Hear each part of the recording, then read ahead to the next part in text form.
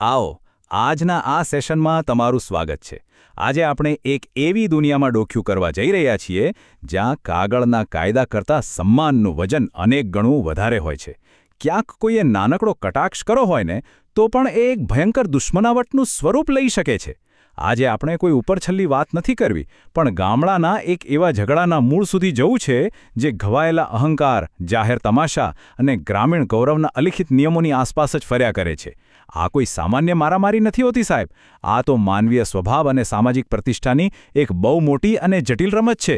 તો ચાલો બરાબર સમજીએ કે આ બધું બહારથી જેવું દેખાય છે એની પાછળ ખરેખર કઈ ગણતરીઓ ચાલતી હોય છે. સાંભળ્યું તમે? આ કોઈ સામાન્ય ગુસ્સામાં બોલાયેલા શબ્દો નથી. આ રઘુ નામના પાત્રે આપેલી એક સીધી અને અત્યંત ખતરનાક ધમકી છે. આ એક જ વાક્ય આપણને સમજાવી દે છે કે કેવી રીતે એક સામાન્ય બે વ્યક્તિઓ વચ્ચેની બોલાચાલી અચાનક જ આખા ગામને બાનમાં લેતી યુદ્ધની ઘોષણામાં ફેરવાઈ જાય છે. આત્યંતિક ગુસ્સો અને પોતાની તાકાતનું ખૂંખાર પ્રદર્શન આ જ તો આખી ઘટનાનું કેન્દ્રબિંદુ છે.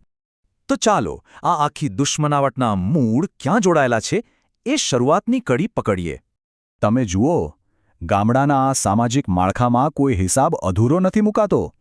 ગૌરવ પર પડેલો ઘા ક્યારેય એમને એમ માફ નથી થતો, પણ એ હંમેશા વ્યાજ સાથે ચૂકવવામાં આવે છે. આખી ટાઈમલાઈન જોશો તો ખ્યાલ આવશે કે શરૂઆતમાં ખેગાજીને જાહેરમાં માર પડે છે. વાત ત્યાં પતતી નથી. બીજા દિવસે તે પોતાના શક્તિશાળી ભાઈ રઘુને મેદાનમાં લાવે છે. પછી આ બંને ભાઈઓ પેલા હરીફોને પકડીને જાહેરમાં માફી મંગાવે છે. હવે આપણને એમ કે ચાલો વાત પૂરી થઈ ગઈ, પણ ના, બિલકુલ નહીં. માફી માગ્યાની ગણતરીની મિનિટોમાં જ નવો બદલો લેવાની તૈયારીઓ શરૂ થઈ જાય છે. હવે આ સંઘર્ષને ખરા અર્થમાં સમજવો હોય તો ગામડાની ભૂગોળ અને ગામનો ચોક શું ભાગ ભજવે છે એ સમજવો પડે. ગામનો ચોક આ કોઈ સામાન્ય જમીનનો ટુકડો નથી. આ આખા ગામનું એમ્પ્લીફાયર છે. કોઈ ખાનગી ઓરડામાં બે ચાર લાફા પડી ગયા હોય તો એ ઢંકાઈ જાય, પણ અહીં તો પાત્રો ચોક્કસ જગ્યા માટે જીદ પકડે છે. ખેગાજી સ્પષ્ટ કહે છે કે આ જ જગ્યા ઉપર મને માર્યો હતો. જ્યાં વડીલો અને બાળકોની હાજરીમાં સન્માન છીનવાયું હોય, બરાબર એ જ ધૂળ પર વિરોધીઓ પાસે નાક રગડાવવામાં આવે ત્યારે જ જેને હિસાબ બરાબર થાય.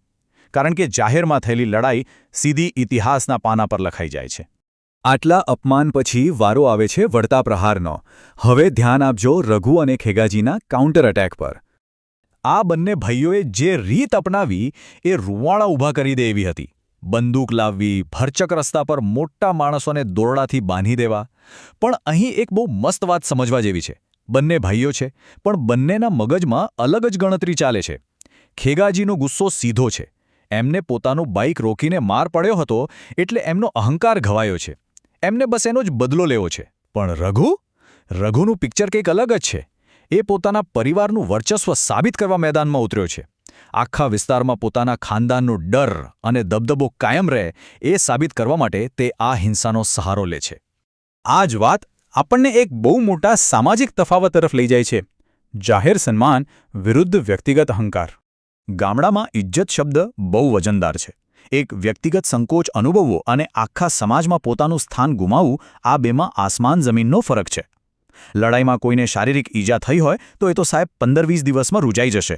પણ ઇજ્જત એટલે સમાજમાં પરિવાર પ્રત્યેનો આદર અને થોડો ડર પણ ખરો. એના પર પડેલો ઘાસ સતત સળગતો રહે છે. આ એક એવી સામાજિક મૂડી છે જેના વગર ગામમાં અસ્તિત્વ જ ટકાવી શકાતું નથી. આ વાત જરા ધ્યાનથી સાંભળજો. આ એક જ વાક્યમાં આખી વાસ્તવિકતા છુપાયેલી છે. આ મોટા ભડવીર માણસો પણ આટલા વાહિયાત અને જોખમી નિર્ણયો કેમ લે છે ખબર છે? કારણ કે એમને પોતાની આવનારી પેઢીની નજરમાં નીચા પડવાનો ડર સતાવે છે. એમને સીધો જ ભય છે કે જો આજે અમે આખા ગામ વચ્ચે ઝૂકી ગયા ને તો કાલ સવારે અમારા પોતાના છોકરાઓ પણ અમારું માન નહીં રાખે. પણ જરા ઊભા રહો. આ બધું તો આ બે જૂથના મુખ્ય પાત્રો વચ્ચે ચાલી રહ્યું છે. પણ જે લોકો આજુબાજુ ઊભા રહીને આ તમાશો જોઈ રહ્યા છે એ આખું ગામ આના વિશે શું વિચારી રહ્યું છે? અહીંથી જ શરૂ થાય છે ગામવાસીઓની અસલી ભૂમિકા અને પેલી કાનાફૂસી. તમને શું લાગે છે, જોવાવાળા ખાલી જોતા હોય છે? ના રે ના, મફુજી અને ભૂપતજી જેવા લોકો જ તો આખી ગેમ સેટ કરે છે. મફુજી જેવા માણસો વચમાં પડીને શાંતિ કરાવવા જાય પણ લોકો એમના પર જ પક્ષપાતનો આરોપ લગાવે દે. અને ભૂપતજી જેવા લોકો એ પાછળથી સાચી મિત્રતા અને વફાદારી પર સવાલો ઉઠાવીને બંધ બારણે આગમાં ઘી ઓમવાનું કામ કરે છે. ગામ લોકોની આ જ ગપશપ અને તેમની હાજરી એવું વાતાવરણ ઊભું કરે છે કે પછી કોઈ પણ પાર્ટી માટે પીછેહટ કરવી અશક્ય બની જાય છે. હવે એક દ્રશ્ય વિચારો. 3 માણસો, હરી, વાઘો અને એમનો પેલો સાથી. આ 3 માણસો જેમનો કોઈ દિવસ આખા વિસ્તારમાં દબદબો હતો, એમને દોરડાથી બાંધીને રસ્તા પર ચલાવવામાં આવ્યા. એમની પાસે આખા ગામ વચ્ચે માફી મંગાવવામાં આવી. રઘુ માટે આ આંકડો 3 એ સંપૂર્ણ અને ભયાનક જીતનું પ્રતીક બની ગયો. આપણે એમ કે પેલાએ માફી માંગી લીધી એટલે વાત અહીંયા પૂરી. પણ ખરેખર તો અહીંથી જ શરૂ થાય છે બદલાનું એક એવું ચક્ર જેનો કોઈ અંત જ નથી. આ એક બરાબર સમજવા જેવી લૂપ છે. સૌથી પહેલાં ભરચોકમાં ભયંકર અપમાન થાય એટલે સામેવાળાની ઇજ્જત સંપૂર્ણપણે ખતમ થાય. હવે જેની ઇજ્જત ગઈ છે એ શાંત બેસશે?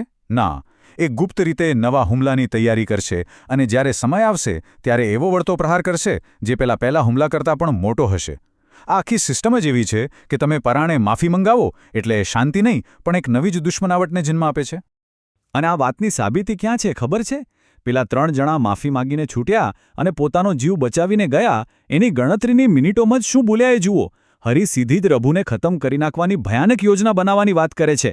જો રઘુના મમડા ન ભરી નાખું તો મારું નામ હરી નહીં. આ વાક્ય બતાવે છે કે અહંકાર ક્યારે શાંત થતો જ નથી. તે માત્ર પાછો ત્રાટકવા માટે એક યોગ્ય સમયની રાહ જુએ છે.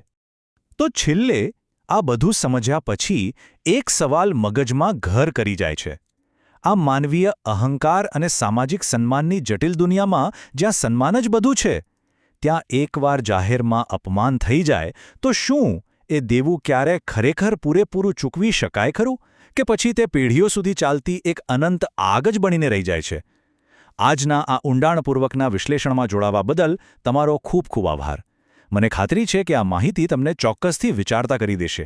ફરી મળીશું એક નવા જ વિષય સાથે. ત્યાં સુધી આવજો.